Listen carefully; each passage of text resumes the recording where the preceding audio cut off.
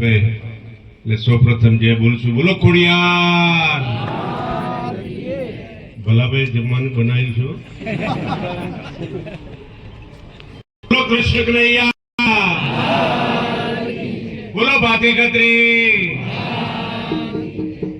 આજના સંગઠન પર્વના ઇન્ચાર્જ શ્રી માનનીય વડીલ કરશનભાઈ ગોંડલિયાજી, ભાઈ શ્રી જિગ્નેશભાઈ, ભાઈ શ્રી મગનભાઈ, ભાઈ શ્રી ડોક્ટર કિરણભાઈ, ભાઈ શ્રી ભલાભાઈ, રાકેશભાઈ, રમેશભાઈ, સમરસિંહભાઈ, સબુરભાઈ, બધાનું નામ લઈ તો બધા સમજી જાય. સબુરભાઈ કેમ હું કેવું છે?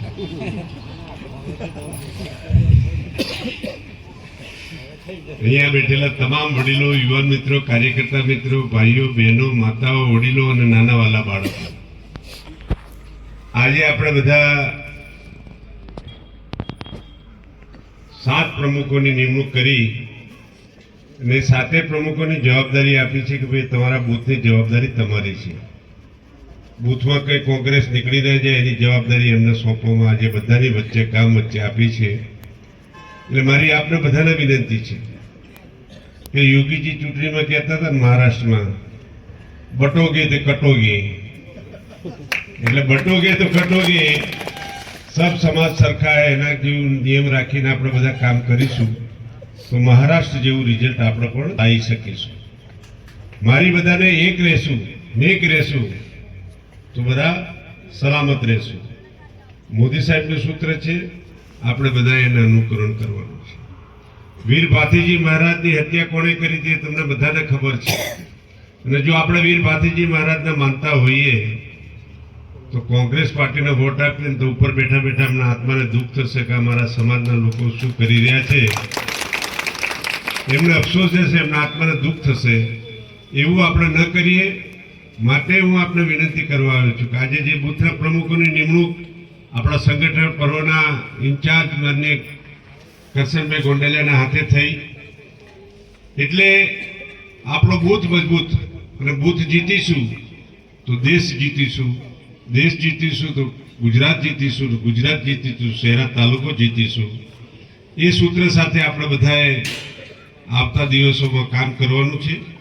ટૂંક સમયમાં તાલુકા પંચાયત, જિલ્લા પંચાયત, પંચાયતની ઇલેક્શન આવશે, પછી તાલુકાની આવશે, તાલુકા પછી જિલ્લાની આવશે. તો આપણે બધાએ આપણા સનાતન ધર્મને, હવે સનાતન ધર્મ માટે બોર્ડ બનવાનું છે. જેમ વકફ બોર્ડ હતું ને, મિયાભાઈ માટે મારા હાથ બધા જોવાનું ઉભા છે, વિડીયો ઉતારે છે. વાંધો નહીં, તારે ફેર તો કરવું હોય તો કરજે, મને ચિંતા નથી. એટલે આવું વકફ બોર્ડ હતું ને, તો વકફ બોર્ડમાં કેટલી બધી જગ્યા લઈ લીધી આ લોકોએ. તમારું ઉમરપુર હોય તો આવી ગયું, ડોકવા તો આવી ગયું, જ્યાં ઠરાવ કરે તો બધું અમારું. મોદી સાહેબ વકફ બોર્ડને નાબૂદ કરવાના છે અને સનાતન બોર્ડની ધર્મની સ્થાપના પણ કરવાની વાત ચાલી રહી છે. એટલે આપણે બધા મોદી સાહેબના હાથ મજબૂત કરીશું તો હિન્દુસ્તાનની સલામતી અખંડ રહેશે.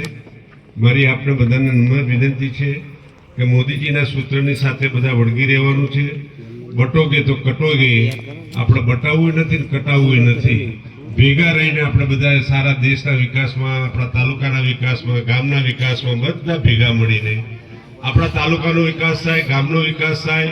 અને ગરીબમાં ગરીબ માણસ હોય એને ભારતીય જનતા પાર્ટીની સરકાર તરફથી જે કંઈ મદદ મળી હોય, ભૂપેન્દ્રભાઈની સરકારથી જે મદદ મળી હોય એ મદદનો પૂરેપૂરો લાભ મળે, એના માટે હું આપને બધાને વિનંતી કરું છું. અને આજે મને કહેતા આનંદ થાય છે કે શહેરા તાલુકાની અંદર આપણે 15 તારીખે સ્નેહ સંમેલન રાખ્યું. તે દિવસે 18,000 કાચા મકાનો, પાકા મકાન બનવા માટેના આપણા ઓર્ડરોની વિતરણ કરવામાં આવ્યું હતું. અને એ 18,000 મકાનો કોના માટે બનવાના છે? એ ગ્રાન્ટ કોણે આપી છે? મોદી સાહેબ આપી છે, ભૂપેન્દ્રભાઈ આપી છે.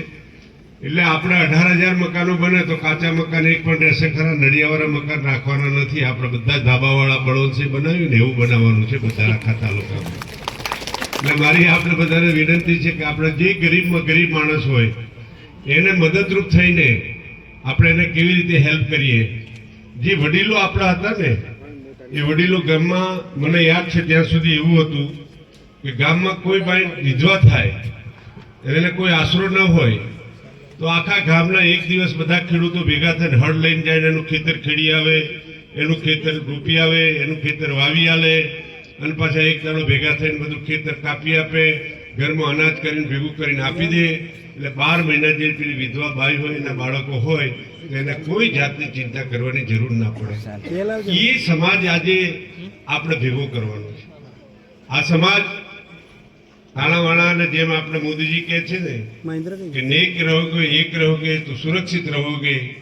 માટે મારી આપણે બધાને વિનંતી છે કે આપણે બધા એક નેક થઈને દરેકને મદદરૂપ થઈએ. ગરીબમાં ગરીબ માણસ હોય એને હેલ્પ કરવાની આપણી ભાવના હોવી જોઈએ.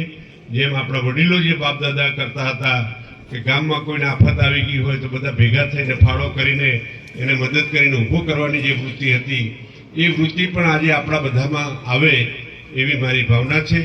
આ બધા અહીંયા આવ્યા, મારું સ્વાગત કર્યું એ બદલ વડીલો, યુવા મિત્રો, કાર્યકર્તા મિત્રો, ભાઈઓ બહેનો, માતાનો બધાનો ખૂબ ખૂબ આભાર. જય હિન્દ, જય ખોડિયાર, ભારત માતા કી વંદે. ખૂબ ખૂબ આભાર માનનીય અધ્યક્ષ મહોદય. માતા કી